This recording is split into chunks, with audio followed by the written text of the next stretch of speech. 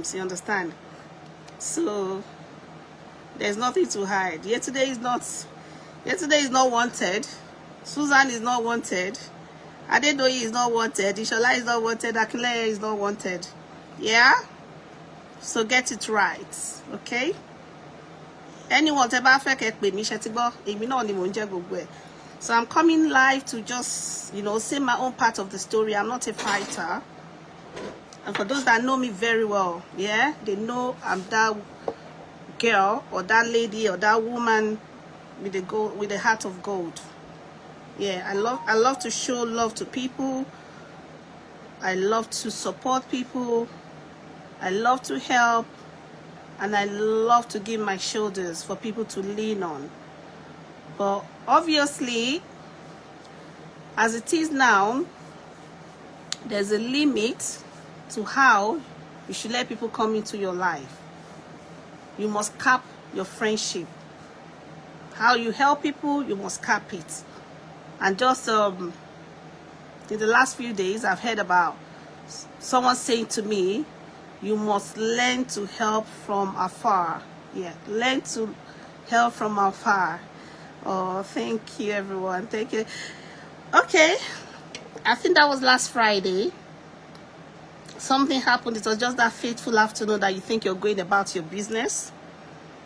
And you come across once upon a time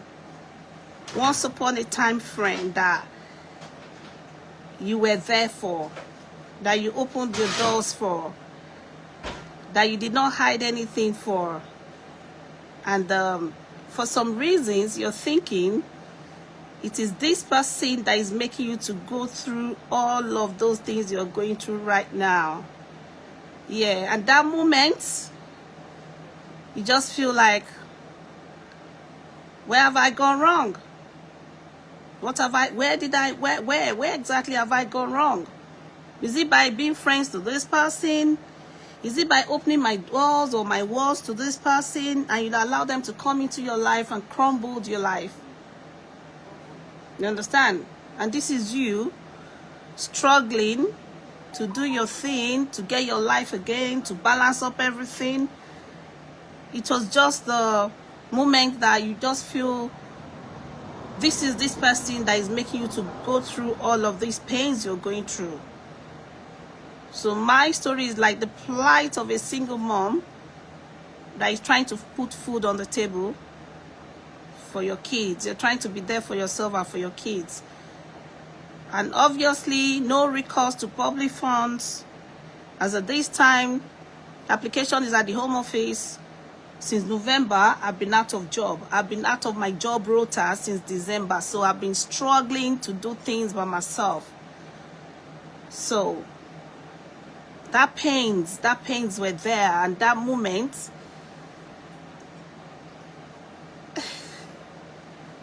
thank you. Please, thank you. Thank you, Bobby J. Thank you so much. So that is that moment that you now, saw that person that is making you to pay so much price for being helpful, for being a friend, for being there for her. I'm going to speak Yoruba here and I will speak English. At some point, for people that don't understand English, they can, and people that don't understand Yoruba, just try to join everything together. Then at the end of the day, you might be able to put the story together and understand what is really going on. I'm not a fighter. I'm not a monster. I'll continue to say that. But there are some people out there that all they want to do is just to bring out the monster in you. They push you to the limits that monster in you, they unleash it. You understand? They bring it out. Thank you, sis. Thank you, my cousin. Thank you, sis. And they bring out the monster in you. They push you to the wall and they make you feel like there's no more, going forward. And that moment, you just turn around to look at that person in the face and stand, on your feet to defend yourself. I'm not gonna make the story so boring or make it so long. I'm going to be as brief as I can. Okay? I know some of you must have heard the story. Maybe from the video that went viral. I'm really sorry for my friends and family, you know, that felt really disappointed seeing that video online. A lot of people, my phone just wouldn't stop ringing on that fateful day. My phone kept ringing on and on and on and on and on and non-stop. Yeah. And thank you for everyone that checked on me, that called me. There are people that for years I have not heard from them. For the past few months, few years, they were calling me. Messages were coming in. You know, family, friends, work colleagues, acquaintances, they were calling me, they were checking on me. And they would not stop wanting to give me their support up to this minute. I've had people ask me if I want to go out, if I want to go for a drink. I've had people ask me maybe to just go away for some few days, just to vent and, you know, just to go here out. And I'm fine. Because there's some lessons in life here that will make you to be super, super strong. Because I work in, please, I need tissue, please. I work in mental health units. Yeah? And I'm still a mental health advocate. Thank you. I tell people, please, I just need to open this. I tell people, give people whatever you can give them. You can give them your money, you can give them your support, you can give them everything, but the only thing you would not give anybody, that is not worth giving anybody, is your mental health. Yeah. Lipstick equal, dear. You know, the only thing you will not give anyone is your mental health. Yeah? Light or Gamze, I don't even know who that is, but thank you for coming on board. You're my friend, and I always see you on my pages. Thank you so much for the love. I thank you everyone for coming on board. So the only thing you will not give anyone is your mental health. Don't give anybody your sanity and your freedom. That I'm holding on to strongly. Oh, don't come out. Oh, don't say nothing. No, walk away. No. And no ma fi baye yan je.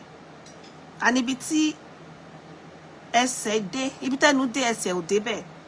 This has happened, it has happened. And you just have to use your mouth to come and say what's happened so that people would not, you know, judge you wrongly.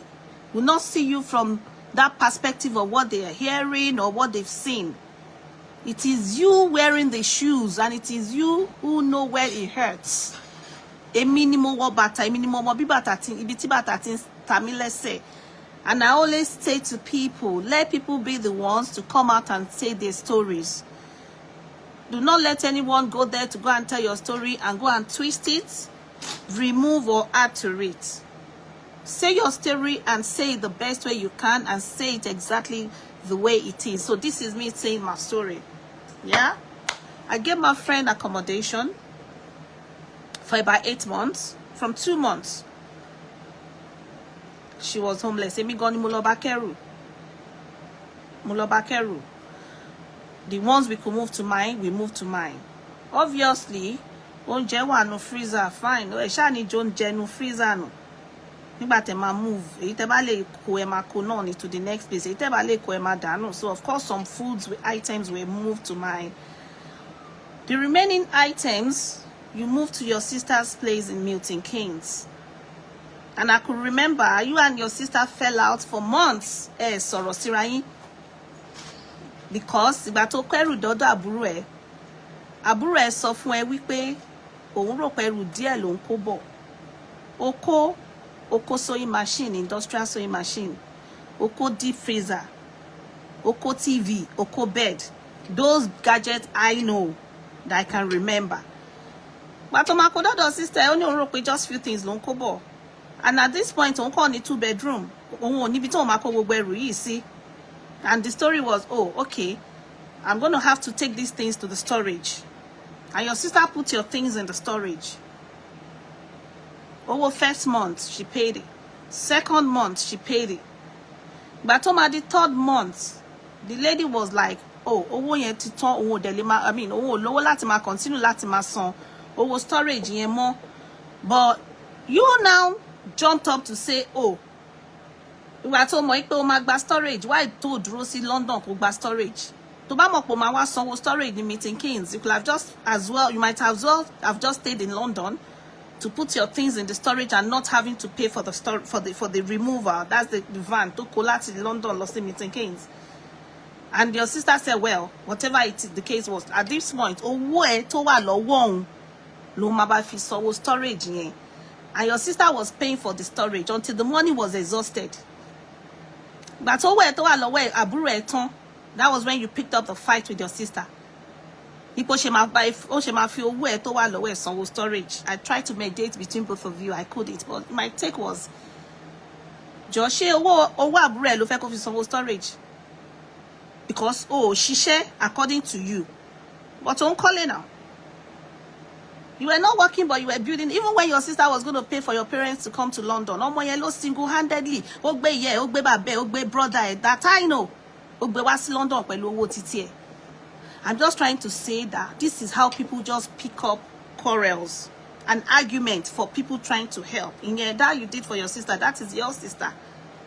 For me, you made it look like pé bóyá mo kàn lé ẹ síta because I was going to only mo fi ṣe shortlet. Whatever it is, to back pay, it's fine. But you know, my family friend would always come to London with her family, and she would stay at mine. Àti ṣèkómọ, ó sọ pé kó 150 lẹ́ẹ̀ta fi ṣèkómọ. Ẹ jọ̀ọ́ ṣé 150 náà fi ń ṣe naming ceremony. Nínú ilé tẹ́ ramala, tẹ́ ṣe jollof rice, tẹ́ ṣe small chops. Aṣọ tó wọ̀, èmi ni mo rà. Because people just say, oh, don't suck, ó sì règún. It's not ìrègún. But when you tó bá ṣoore fún yàn tẹ́ni yẹn bá gbàgbé, you just have to say it just to remind that person of what you have done for them. Ẹ máa sọ pé wọ́n sì règún tó bá ti ṣoore ó ti ṣeré nìyẹn. It's so you people are, I mean, we could be so hypocritical sometimes.